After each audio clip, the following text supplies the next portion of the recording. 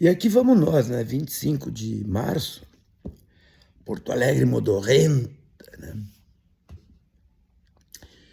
A vida pulsando, as coisas acontecendo, e a gente não pode fazer de conta que o nosso entorno existe.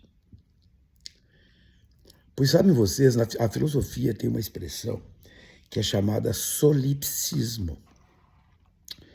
O que é o ser solipsista?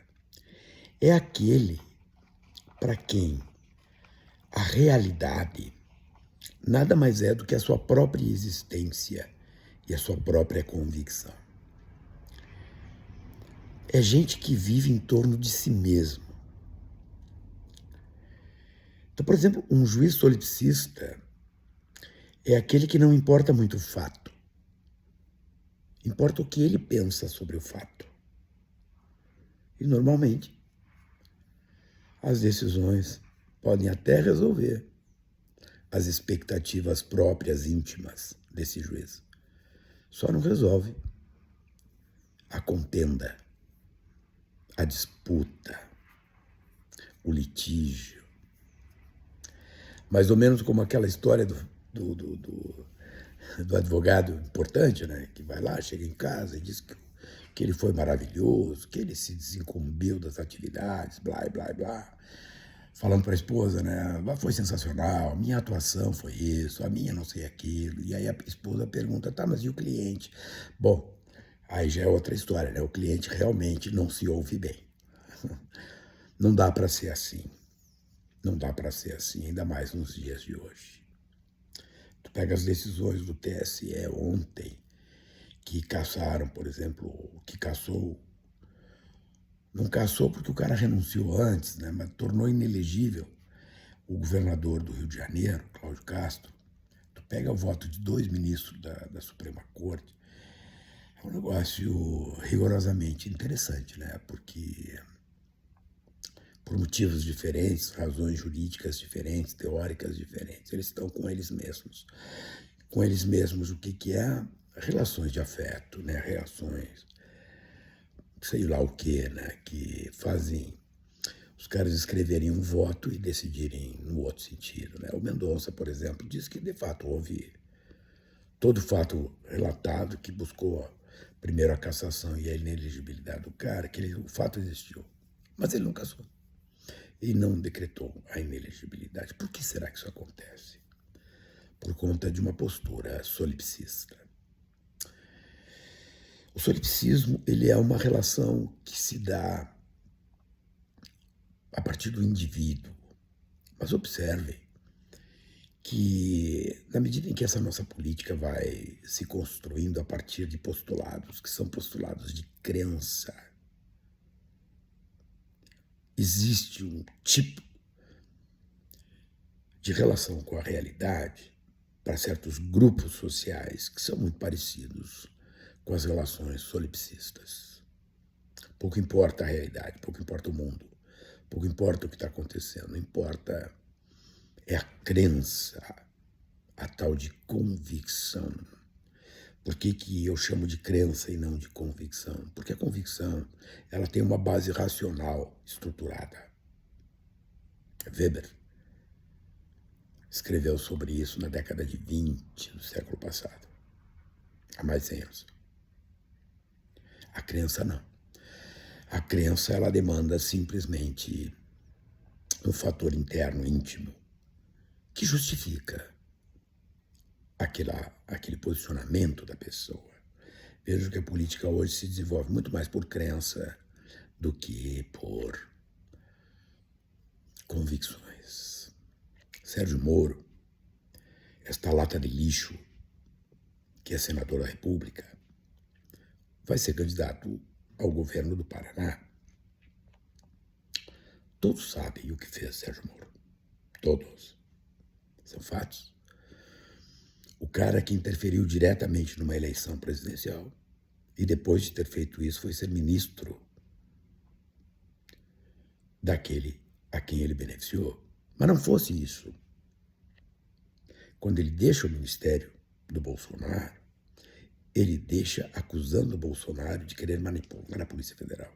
para defender quem? Flávio Bolsonaro. E ele acusa tanto Flávio Bolsonaro quanto Valdemar da Costa Neto de corruptos. Recuperem as imagens e as falas. O que aconteceu ontem? Valdemar da Costa Neto e Flávio Bolsonaro recebem Sérgio Moro no PL para que seja candidato ao governo do Paraná, com grandes possibilidades de eleição. Então, quando eu falo em solipsismo, mais ou menos eu falo nisso. E qual é a gravidade disso? É que aquele que vive a sua própria convicção, seu próprio mundo, que faz os seus próprios fatos, aí é a gravidade, consegue contaminar uma quantidade tão enorme, tão gigantesca de pessoas que os efeitos sobre a sociedade são devastadores. Nós estamos vendo isso nos Estados Unidos.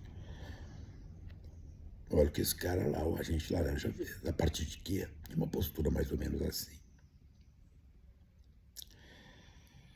Então nós não podemos nos recusar a isso. E vejam, as ações solipsistas acontecem nos nossos entornos, no nosso dia a dia. E se nós naturalizarmos isso, os efeitos nos ambientes em que vivemos também são devastadores na dimensão dos nossos ambientes. Então não é possível naturalizar, porque tem pessoas que chegam ali, têm uma convicção, por exemplo, elas estão dentro de uma instituição.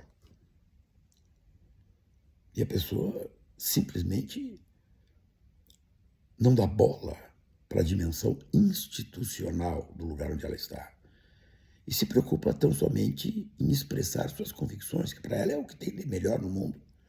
Porque normalmente são posições sinceras, não são posições de má fé. É uma sinceridade burra, sincericida, no mais das vezes.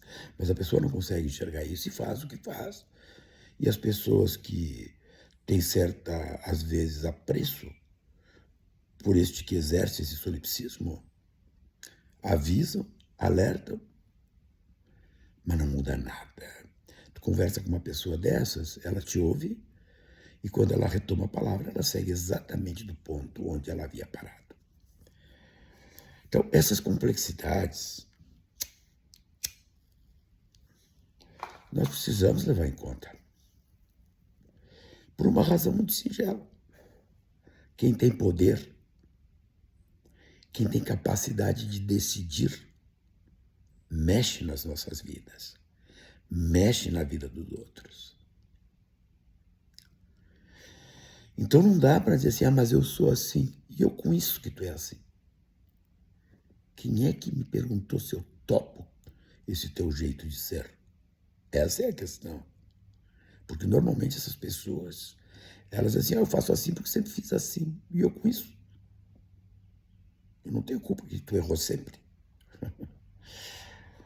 Então a situação ela é complicada, porque quando tu entra nesse mundo, eu não canso de falar, o Flávio Bolsonaro, por exemplo, ele está na dele. O tema é que a metade da população brasileira está com ele.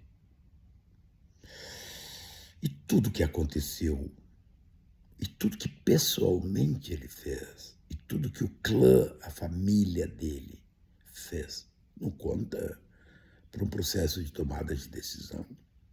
Pessoas informadas, às vezes pessoas escoladas, estão com a informação na mão, mas sofrem uma certa obliteração cognitiva, uma dissonância cognitiva que faz sustentar suas posições a partir de uma crença, de um solipsismo contagioso que organiza a sociedade brasileira e, portanto, organiza o sistema de decisões que a sociedade brasileira tem que tomar. Isso é grave, isso não é mera filosofia, isso é cotidiano, isso é o nosso dia a dia. Se nós não prestarmos atenção nisso,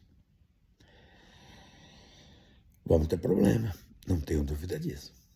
Grande abraço.